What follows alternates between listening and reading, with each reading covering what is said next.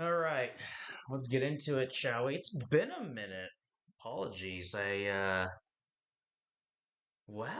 Episode 7, High Value Man. Let's be fair. Let's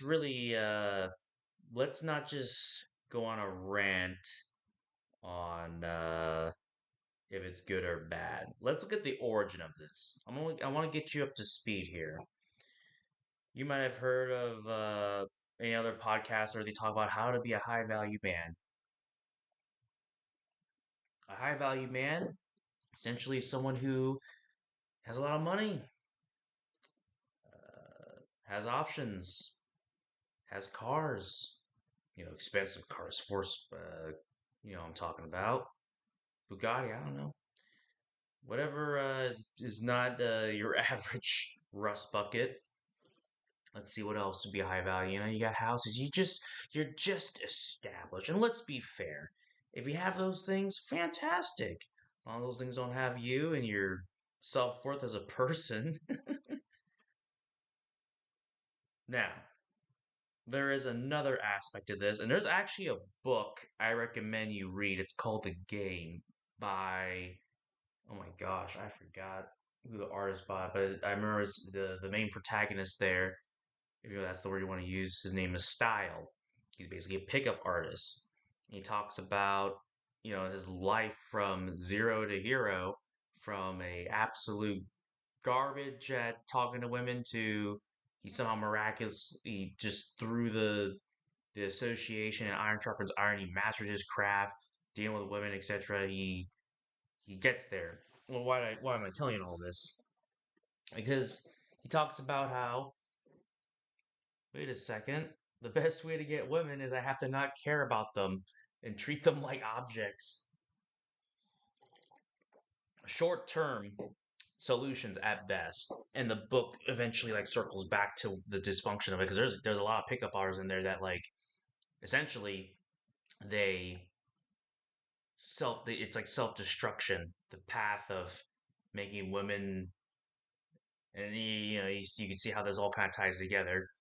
How you get the car, the house, etc. to get the girl or get girls, but when that became the end all be all, and you got the girls, some guys just quit the craft because they mastered it, and it wasn't very longevous.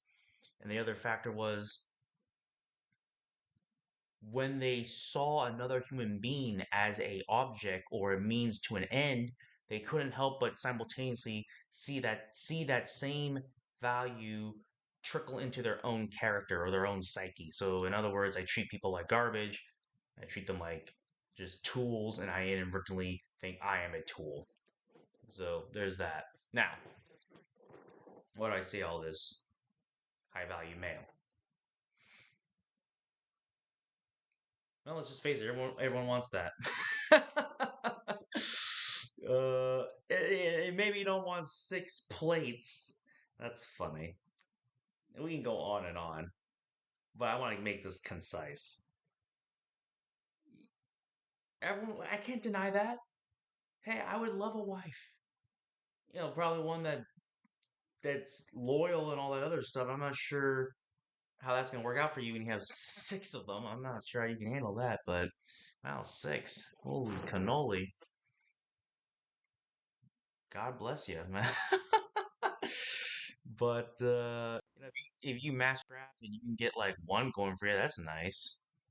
That don't sound too bad. Just get your act together. I don't see why not. Get the social qualms in order.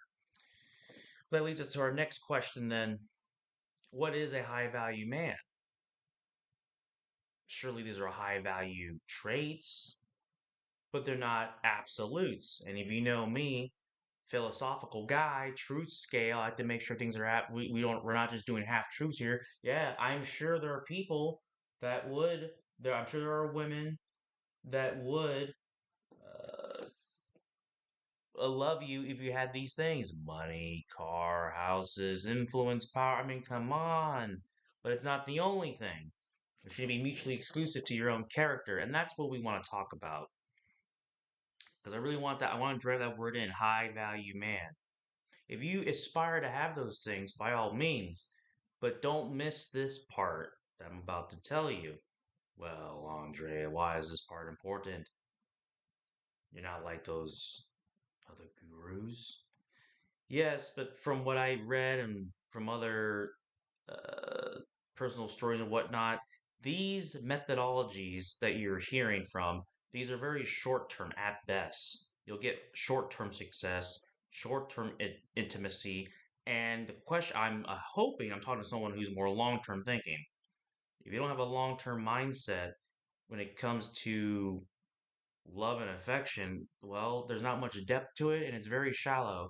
At this point, if you're a person who likes to take a jump off a diving board, you're about to jump into a cup sized person. You're definitely gonna break something. And the cup. So if you want something with more depth and not shallow, well then what's who is the highest value man in history? Now let's focus on these two men. The first man is Alexander the Great. This guy has conquered civilizations. Civilization? No, no, no. He doesn't have cars. He doesn't have a Bugatti. This dude rode on a horse. When he died, he buried his horse. His horse got an own tomb. When he died, he had his own tomb. His tomb's raided. The horse's tomb was raided. This guy conquered civilization. He's called. His name is literally gang called Alexander the Great. And yet, and yet, despite all his bravado, despite all the victories he's won. Probably God knows how many women and concubines he had, and vivacious lifestyle, and how he command troops. No one talks about Alexander the Great. In fact, you probably only heard about him because I just referenced him. That dude was probably in the furthest parts of your mind. Huh. No one's wearing an Alexander the Great necklace. No one's talking about him except historians for historic rhetoric. You know what's weird though?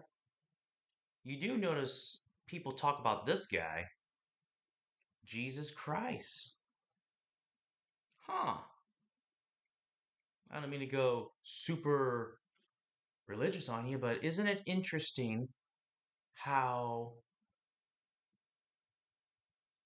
a guy who he never conquered anything, in fact, he just went around and helped people, healed them, eyewitness accounts, stories, made the ultimate sacrifice.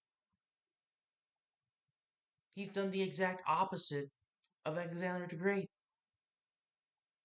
And yet, he is the most renowned individual in human history. In fact, there's so much history on this guy that you can't read any piece of history that doesn't reference him in some shape or fashion. I know that might be a tough pill to swallow, but my goodness, that Bible references a lot of people in history.